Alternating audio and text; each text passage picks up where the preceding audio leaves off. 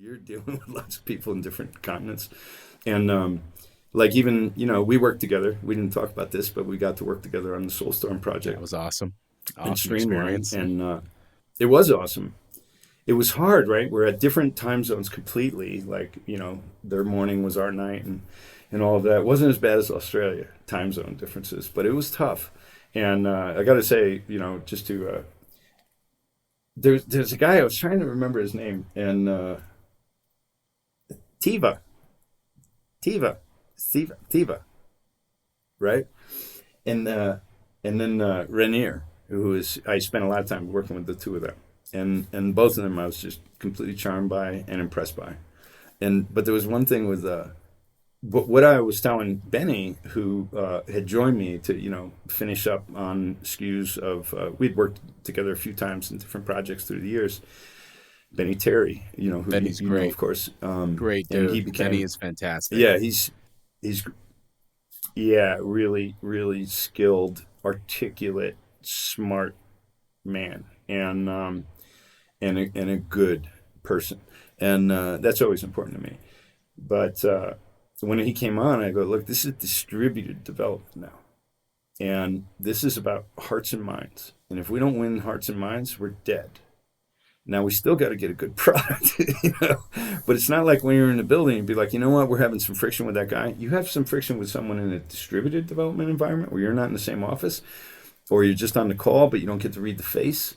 So it was harder earlier when we didn't have as much Zoom and shit going on.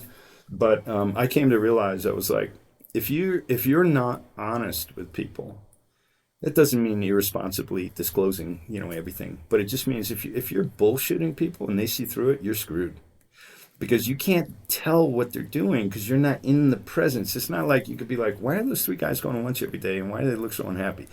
You know what I'm talking about when you have a big operation and someone's not happy, Yeah, absolutely. and now you're Absolutely. looking at, maybe there's an exodus, maybe and so that became a big part of it. It was like, they have to respect us when we hang up the phone, even if we're being demanding, or even if we have to really manage the human element here.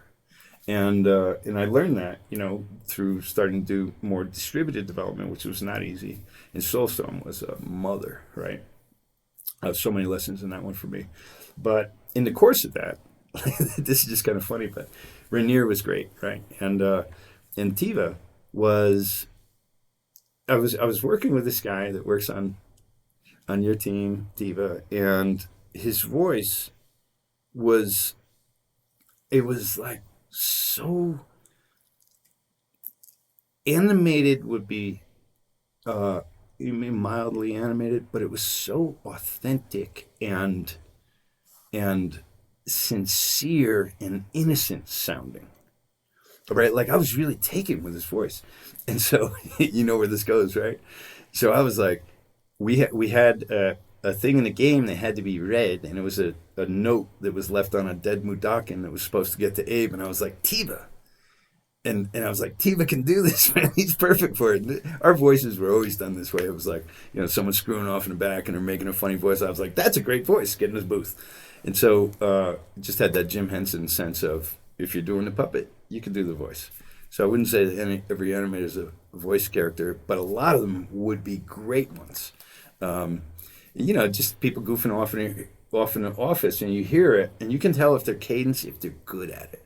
And with Tiva, it was just his voice. And I said, okay, guys, talking to Bruce, I was like, figure out a fee or something, but we got to get Tiva to read this. And then we were like, well, how do you want me to act? I said, not at all. Just read it. It'll be perfect. Just read it, right? So the first one was read like a performance. And I was like, no, man, this doesn't sound, I want you, right? And then he just read it like that. I was like, perfect, And it's just funny.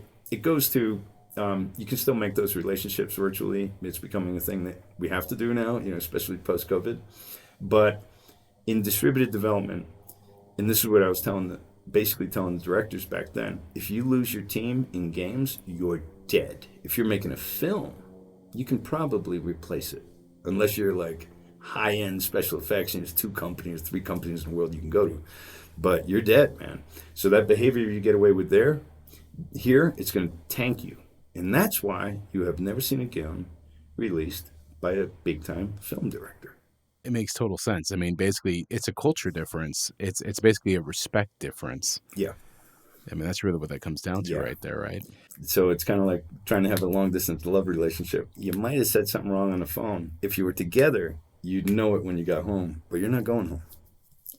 And you know, so there's a whole universe of possibilities that can unfold. So that was really challenging. The distributed development, being transparent, uh, and tempering how there's plenty of times I go, what?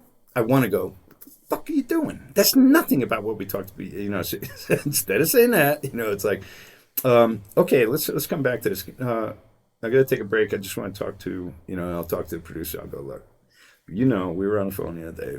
We went over this. That's not the direction that was implied. Why don't we just go back to that? I got other things to do, and then not get heated, not make anyone feel stung, not all these things about human management become even all the more important in a distributed development because so much more is happening that you don't get to read. Like you don't get to read the room. There's no room to read. You just got a couple minutes on camera together. But I'm sure you must encounter it all the time because you guys are contracting to, and not encounter it, but you can validate. I have no doubt you can validate what I'm saying because you deal with this every day. Every day. I live with it. I live with it every day. And honestly, I think a lot of people just lose sight of the fact that, creative endeavor, engineering, making games, it's a human task. You have to feel each other. You have to see each other. Tremendous empathy, tremendous willingness to overcome through extreme communication, over communication, right? Because if you can't do that, it doesn't work. That's what I've learned.